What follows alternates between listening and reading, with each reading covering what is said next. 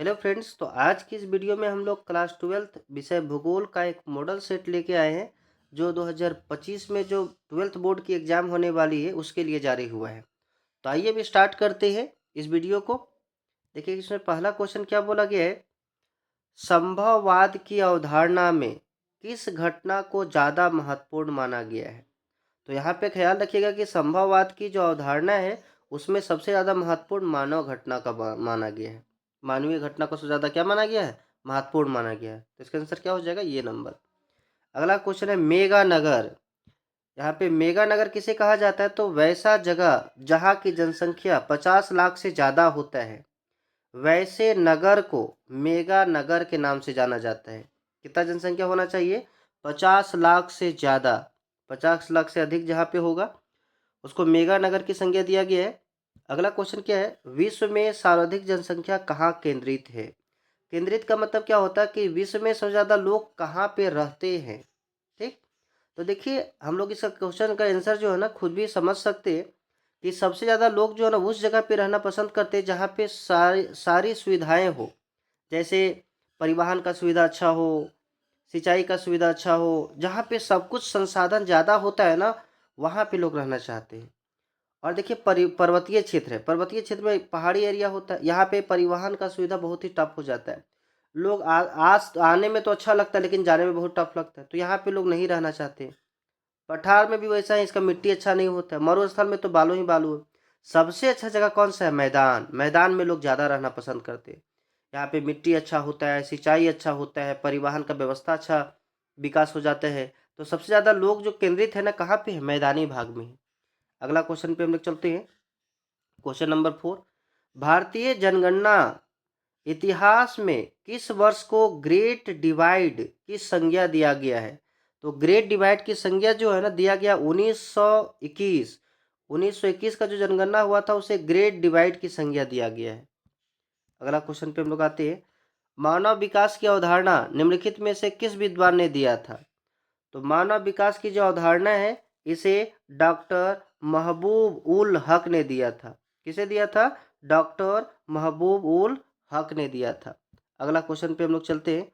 6 number question क्या बोला गया है, किस कृषि प्रकार का विकास यूरोपीय उपनिवेशिक समूहों द्वारा किया गया।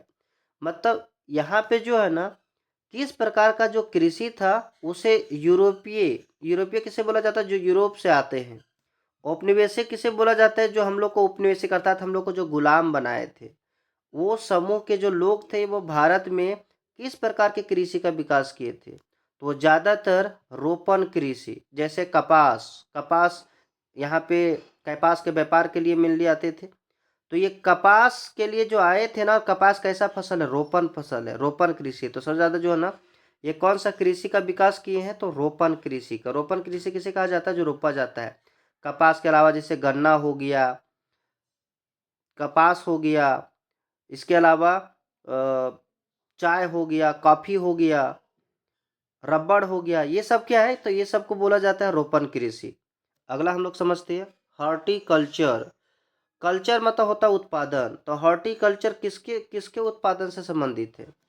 तो देखिए हॉर्टिकल्चर जो है ना ये फलों एवं सब्जियों के उत्पादन से संबंधित है। फूलों का अध्ययन क्या कहलाता है, फ्लोरिकल्चर। उसी तरह से बहुत सारा कल्चर होता है जिसमें हम लोग क्या करते हैं, उसका उत्पादन करते हैं। एपीकल्चर मधुमक्खी पालन। तो ये फलों और सब्जियों का जो उत्पादन है उसे हॉर्टिकल्चर कहा जाता है। क्या कहा जाता है, हॉर्टिकल्चर। 8वां नंबर क्वेश्चन पे हम लोग आते हैं। देखिए ये महत्वपूर्ण क्वेश्चन है कि कौन सा रोपण कृषि नहीं है। और सबसे ज़्यादा इसमें जो देता है चावल और गेहूँ की रोपण कृषि, लेकिन चावल को लोग ज़्यादातर मार देते हैं कि नहीं रोपण कृषि उसको रोपा जाता है, लेकिन नहीं।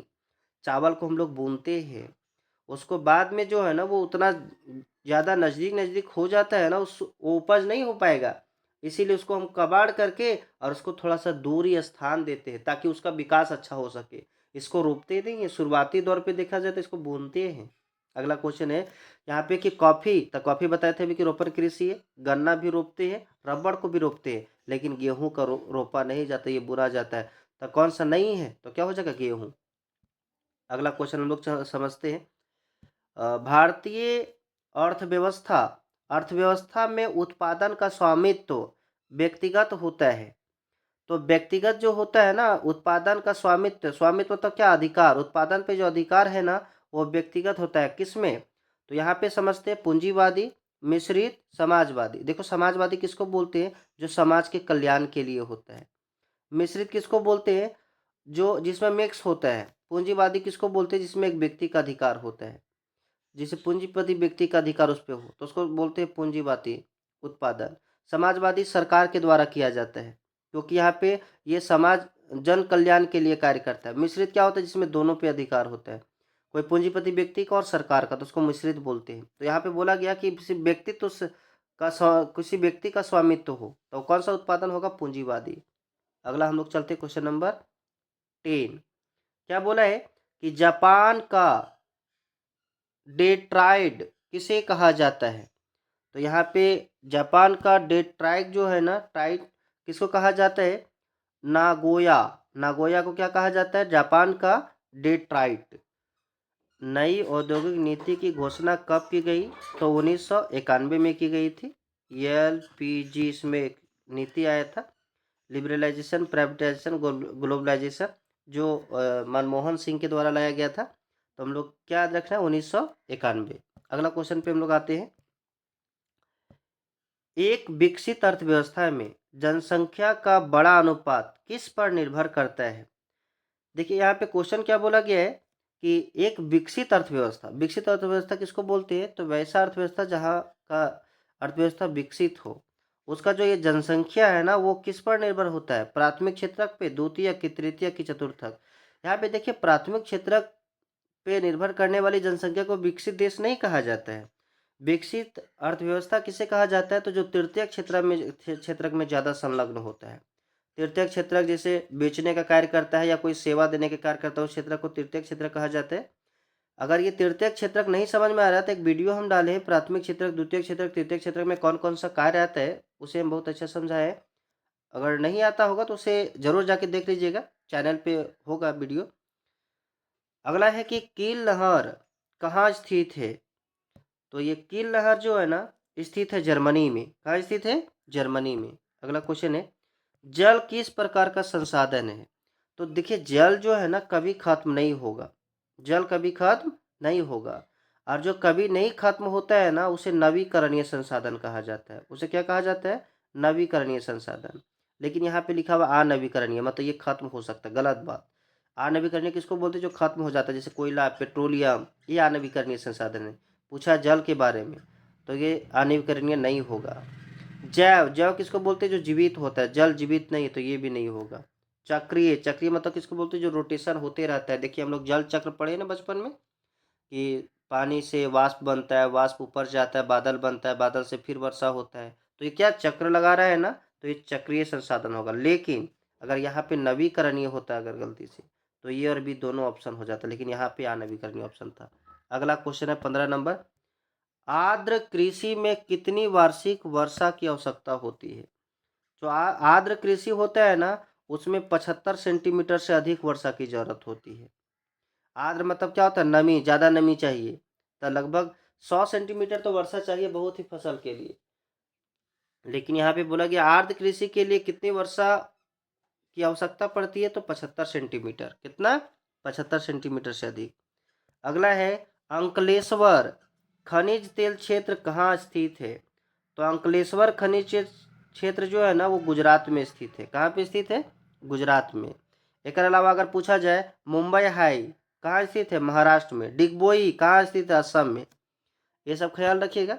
अगला क्वेश्चन है, विश्व का सबसे व्यस्त समुद्री मार्ग, विश्व का सबसे व्यस्त समुद्री मार्ग कौन सा है? तो उत्तरी अटलांटिक महासागर में जो है ना ये विश्व का सबसे व्यस्तम समुद्री मार्ग है। अगला क्वेश्चन है, WTO का मुख्यालय कहाँ है? WTO का मुख्यालय है जिनेवा में। कहाँ पे है? जिनेवा में। अगला क्वेश्चन पे हम लोग आते हैं।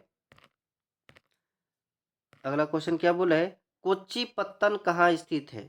कोच्चि पत्तन कहाँ स्थित है? तो ये कोच्चि पत्तन जो है ना कर्नाटक, उड़ीसा, केरल। तो कोच्चि जो है ना कोच्चि केरल में स्थित है। कहाँ पे स्थित है?